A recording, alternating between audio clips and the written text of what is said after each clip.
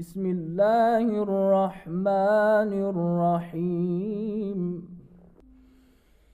La ilaha illa huwal malikul quddusus salamul mu'minul muhaiminul azizul jabbarul mutakabbiru subhanallahi amma yushrikunahu wallahul khaliqul bari'ul musawwir. Bismillahirrahmanirrahim. Alhamdulillahi rabbil alamin wa bihi nasta'in. Allahumma salli ala sayyidina Muhammadin wa ala ali sayyidina Muhammadin. Pemirsa dan pendengar yang saya hormati, kita kembali membahas tentang persoalan-persoalan akidah, membahas tentang ma'rifatullah yang pernah kita bahas bahwa pembahasan ini adalah pembahasan yang sangat penting. Kita harus meluangkan waktu kita dari 24 jam untuk membahas tentang ma'rifatullah. Setelah kita memahami tentang metodologi ilmu kalam, kita sudah menjelaskan bahwa kita memiliki metode rasionalitas, kita memiliki metode tekstual dan berbagai metode yang disampaikan oleh ulama dalam kitab-kitab mereka. Pembahasan berikutnya adalah pembahasan tentang pembuktian keberadaan Tuhan. Bukankah kita sudah mengetahui bahwa prinsip pertama yang dimiliki oleh agama adalah Tuhan, sehingga kalau kita ingin mencari tentang agama, maka pastilah kita mendapatkan bahwa mereka memiliki satu keyakinan kepada zat yang mutlak, zat yang tidak terbatas, zat yang maha kuasa, itu adalah Tuhan. Jadi kalau kita ingin masuk kepada agama, maka pembahasan yang paling prinsip harus kita selesaikan terlebih dahulu adalah tentang ketuhanan. Dalam membahas ketuhanan, atau tepatnya adalah pembuktian keberadaan Tuhan, kita akan mendapatkan berbagai metode, berbagai argumen. Ada yang menggunakan argumen gerakan seperti yang dikemukakan oleh Aristoteles, ya, filosof kuno Yunan. Ada yang mengatakan kita bisa menggunakan akal dengan argumen wujub dan imkan. Ada yang mengatakan kita bisa membuktikan keberadaan Tuhan dengan menggunakan argumen huduf dan berbagai argumen, dan insya Allah dengan izin Allah kita akan bahas argumen-argumen tersebut. Karena boleh jadi satu argumen tidak akan memuaskan seseorang, tapi orang tersebut akan puas dan akan yakin dengan argumen yang lain. Maka tidak ada salahnya kita mengemukakan berbagai argumen yang dikemukakan oleh para ulama, baik filosof maupun teolog, dalam membahas tentang ketuhanan atau dalam membuktikan keberadaan Tuhan. Metode atau argumen yang pertama yang seringkali dibicarakan oleh ulama-ulama teolog adalah Burhanun Nazm. Apa sih Burhanun Nazm ini? Burhanun Nazm kalau kita terjemahkan berarti argumen keteraturan, kalau kita terjemahkan. Tapi sebelum kita melangkah lebih jauh tentang argumen keteraturan, alangkah baiknya kita membahas tentang argumen itu sendiri, tentang kriteria argumen itu sendiri, tentang kelebihan argumen sendiri.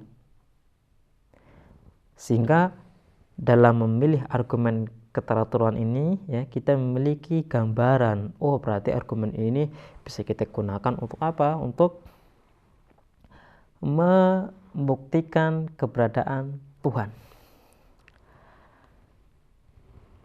Sebelum kita menjelaskan tentang definisi daripada keteraturan ya, kita membahas tentang kriteria daripada argumen keteraturan. Yang pertama, argumen ini adalah argumen yang mudah, dalil yang mudah, yang bisa dipahami oleh setiap orang dari berbagai elemen. Orang awam pun bisa memahami, orang filosof pun bisa memahami. Dan inilah satu metode yang sangat-sangat mudah dan bisa diterapkan di berbagai kalangan. Kenapa? Karena argumen keteraturan itu berbicara kepada keteraturan, kesesuaian antar sesuatu. Kalau orang dia masuk ke satu kota dan dia melihat bahwa penataan kotanya luar biasa rapi, kemudian jalannya bersih, kemudian dari sisi pepohonan juga bagus, rapi, dan semuanya tertib. Dia pasti akan bertanya, siapa yang mengatur kota ini? Dia akan memahami bahwa keteraturan yang ada dalam kota ini ada yang melakukan, ada pelakunya. Siapa pelaku daripada keteraturan yang ada dalam kota ini? Contoh lagi, orang melihat satu alat teknologi baru, ya, alat teknologi baru. Contoh kamera saja, ya, kamera luar biasa, bisa menyimpan gambar, bisa membesarkan gambar dari jarak yang jauh, dan ini luar biasa. Dan dia akan bertanyakan siapa pembuat kamera ini.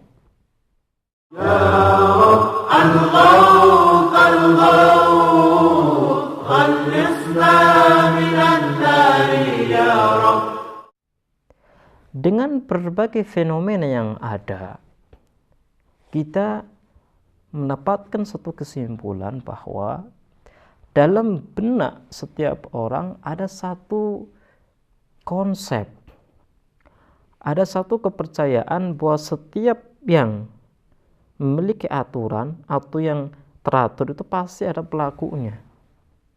Kita mendapatkan konsep ini atau kepercayaan ini di anak kecil, dewasa maupun tua. Sehingga ada salah satu kejadian, ya, seorang tua ya ditanya, bagaimana Anda membuktikan Tuhan? Dia membuktikannya dengan apa? Dengan memperhatikan alat tenun yang dia miliki. Kemudian dia mengatakan kalau seandainya alat tenun ini saja dengan kecilnya, dengan kesederhanaannya, tidak bisa gerak tanpa saya atur, tanpa saya gerakkan, apakah mungkin alam semesta yang besar ini bisa digerakkan, bisa bergerak tanpa ada yang menggerakkan, bisa teratur tanpa ada yang mengatur? Ini mustahil. Berarti ini adalah satu konsep, satu kepercayaan yang ada dalam setiap manusia. Makanya ulama-ulama teolog mengatakan bahwa metode ini adalah metode yang menyeluruh, yang bisa digunakan di berbagai elemen, yang bisa diterapkan di berbagai generasi. Ini adalah metode tentang pembuktian keberadaan Tuhan, yaitu burhanun nazam, yaitu argumen keteraturan. Kemudian sisi yang lain adalah bahwa argumen keteraturan ini juga digunakan oleh kitab-kitab samawi. Contoh kitab Al-Quran. Al-Quran membuktikan atau mengajak manusia untuk berpikir tentang apa? Tentang keteraturan alam semesta ini. Allah Subhanahu wa ta'ala mengatakan, apakah kalian tidak berpikir tentang silih bergantinya malam dan siang dengan keteraturan yang ada, yang luar biasa? Apakah kalian tidak memikirkan tentang hal tersebut? Allah Subhanahu wa ta'ala ingin menarik hamba-hambanya untuk berpikir. Alam semesta ini tidak akan bisa teratur kalau tidak ada mengatur. Dan ini sangat luar biasa. Metode ini bukan hanya digunakan oleh para cendekiawan, para pemikir, tapi metode ini digunakan oleh kitab-kitab samawi, kitab suci. Dan ini sangat luar biasa. Kemudian kita beralih kepada definisi daripada nazam atau keteraturan. Apa sih arti daripada keteraturan ini? Kalau kita tadi mengatakan bahwa argumen keteraturan, apa sih keteraturan ini?